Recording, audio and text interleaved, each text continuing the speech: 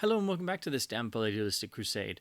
This video is a little bit different. I wanted to do a quick, very spoiler-free review of the new film in the Matrix series, which was just released upon us as audiences, The Matrix Resurrections. It was a surprise announcement when the whole project came to the surface, and that there was any involvement from the Wachowskis. It just seemed like a strange concept, so I kind of wrote it off already in my head, to be honest. And it was just released, and I didn't plan on seeing it immediately, but I guess curiosity got the better of me, and I decided to just get it over with. I think, like a lot of people, the sequels, the original two sequels of the original trilogy, really left a definite bad taste in my mouth, and so I kind of got burned out on the whole idea of the series. And personally, in my own headcanon, I love the first film. I think the first film was a great film, and now that I've been able to distance it from the sequels, I tried to kind of pretend they never happened, which I think is very much the common idea. That's what most people seem to also do and kind of agree with. The sequels do have a couple interesting ideas and moments in them, but they're also infuriatingly stupid, and they get caught up in their own world building and philosophy spouting, and they really don't make a lot of sense, and they're not very good sequels to the original film, and they're just not good films, period. So I don't really ever return to those, and I try to kind of forget about them. But I admittedly, I was curious. I had no idea where they were going with this new film, and the news that they were bringing back two of the principal original cast didn't make a lot of sense because I don't think it's any spoiler since the sequels came out many years ago that the characters of Neo and Trinity died at the end of the third film, which was kind of the point of how those films ended. So how could you bring them back, and how would this make any sense, and why would you do this after all this time? So yeah, left a lot of questions. So I know I went in very curious and just to see how this was all going to work out. And again, I just went in thinking I better just go ahead and get this over with and see what they did, so I can see if this makes up for the two sequels, or if there's even a point for having a Matrix film in 2021. And I went in with an open mind. So I was very pleasantly surprised that there were some new ideas. There were some good ideas. There was some interesting science fiction ideas, and they really played with the meta aspect in the opening third, and particularly setting up the scenario of this new world of this particular Matrix and reestablishing the Neo character and explaining how Keanu Reeves is in a Matrix movie in 2021.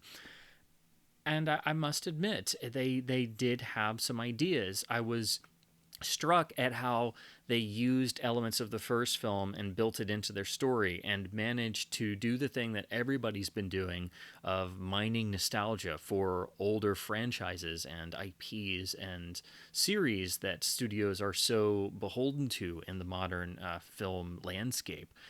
So very much in a sort of trend that I guess got popularized by The Force Awakens, merely repeating beat for beat the story of Star Wars, and doing it worse in every single way and with no soul.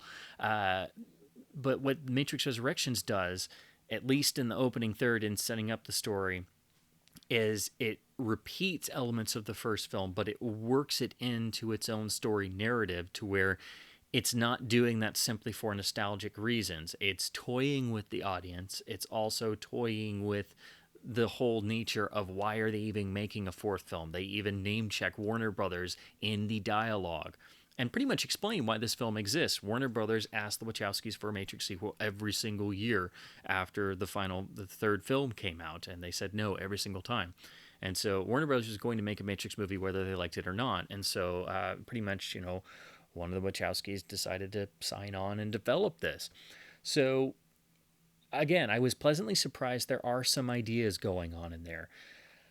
How much you like those ideas, I think, is going to determine the mileage you have with this film. There is a very clear line of people either love this film or they absolutely hate it. And I think I'm sort of in that strange little, very tiny and narrow middle group that I didn't hate it, but I also just didn't really care. There's some interesting ideas, I will give it that, but they're all really confined to the opening third. I will say that for such a massively budgeted film, this film had a quite substantial budget, even more so than some of the original films. It does not feel like a Matrix film, and not in terms of they're doing something different or that this is a different Matrix. That would make sense, but I mean, in terms of the actual craftsmanship, the action is terrible. There is none of the iconic fight choreography of the original three films.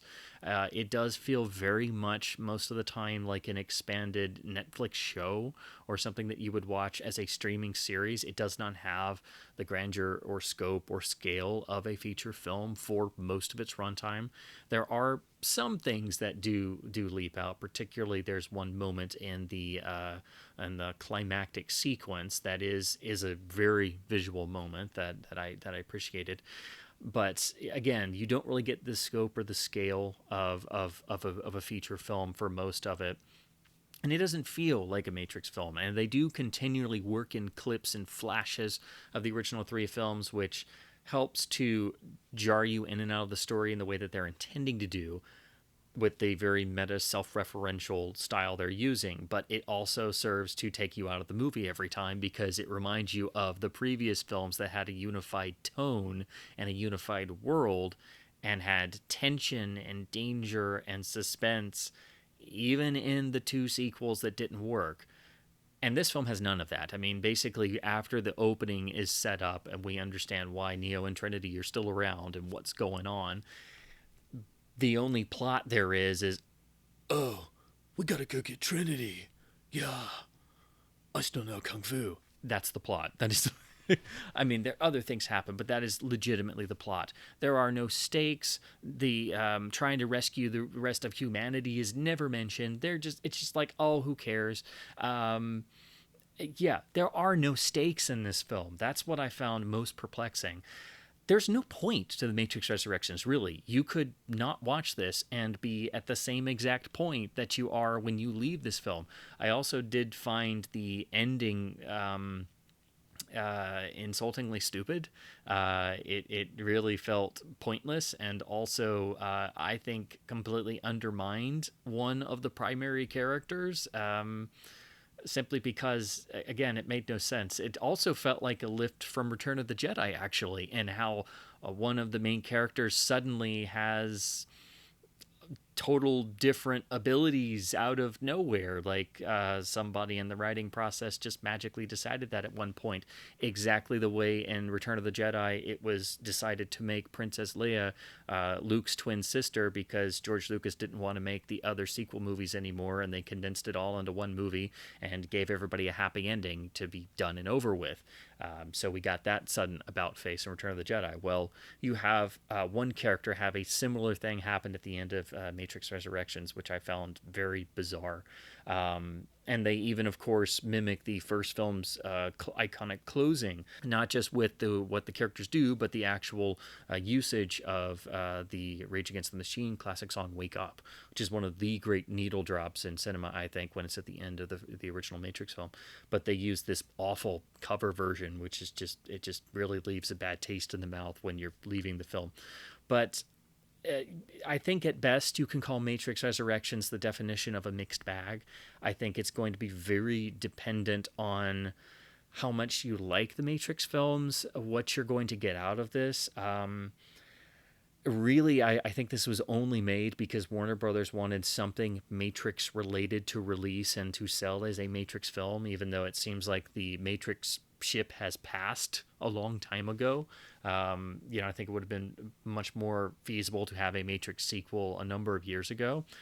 But again, I was pleasantly surprised. There are some actual ideas going on. I went in expecting nothing. I had no idea what to expect. And so to find that there are some, at least kernels of ideas and some interesting things in that opening third, and then seeing what humanity is up to all this time later and that things have changed a bit.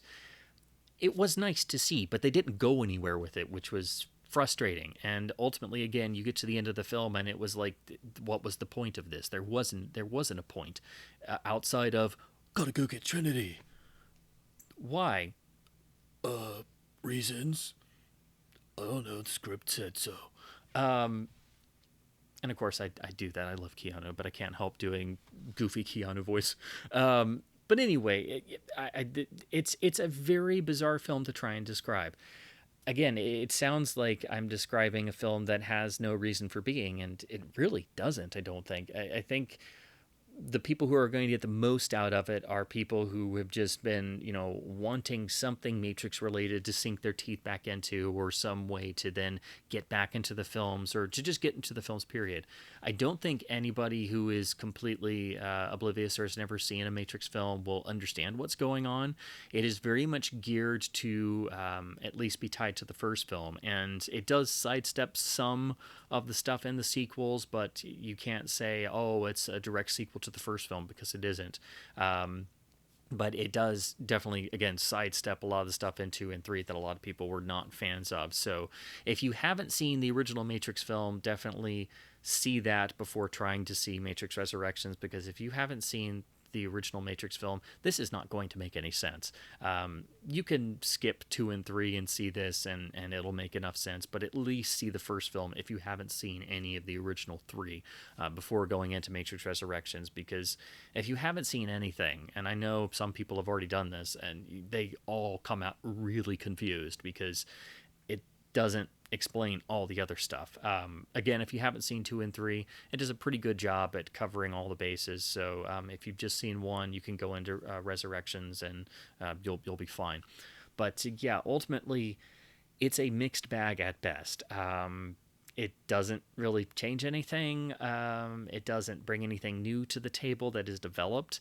And again, there are no dramatic stakes. There are none. There's none of the drama of the original films, right down to the fact that now it seems they can get in and out of the Matrix lickety split. They don't have to worry about the phones, and it's just like, whatever. There's not even the tension and danger from the appearance of agents like there was in the original films. So all that building of tension and danger is gone every time they go in and out of the Matrix, which I thought was a real mistake in terms of that. It just sucks all the drama out of the room, because then it's just like, oh well, they can just go here and they can just go do this. Again, it does have some inventiveness. I was surprised at that. I will admit that, but I don't think it was enough for a whole feature film. And it does have a long runtime of over 2.5 hours, almost 2.5 hours. I will say it is edited pretty well. You don't really feel the passage of time like it's a movie that's dragging on too long. But eventually, when you realize that there's not really much of a plot going on, and the whole climax of the film is literally going to be, we got to go get Trinity. It's like, that's all you got? Really? Okay. Why are we doing this besides reasons that are unexplained? Okay. So yeah, your mileage will vary. Your mileage will definitely vary. That's the best way to describe this film. That is the review tagline. If I had to trailer hype or give a blurb for The Matrix Resurrections, it's going to be, The Matrix Resurrections. Your mileage may vary. So I hope that made at least some bit of sense, but I wanted to put together some little spoiler-free reaction, because I was surprised that there are some ideas floating around in this new Matrix film. So I wish there was something to write home about. I wish there was something besides, it has a couple good ideas in the beginning, and that's about it. But unfortunately, that's really all I can say, and also trying to keep it spoiler-free and not go into any details. So I guess, check it out for yourself, make of it what you will. If you want to add it to your own personal headcanon, that's entirely up to you. But, nothing's really going to dislodge the original film from its status and its from its own greatness. I think it's a shame that the Wachowskis have never really lived up to the very almost punk spirit ethos of their first 2 films of Bound and The Matrix. Those are the only 2 Wachowski films I like, so I think that says quite a bit. But I was at least pleasantly surprised. There are some interesting ideas in this new film, and while it's not a film I can really recommend, it's it's an okay use of about 2.5 hours of your life, I guess, if you're looking for a time filler. That's not the best way to review a movie. That it's an okay time filler, but that's the experience I had. So with that, I want to thank you ever so much for watching. Hopefully you got something out of this, and hopefully you can remember there is no spoon.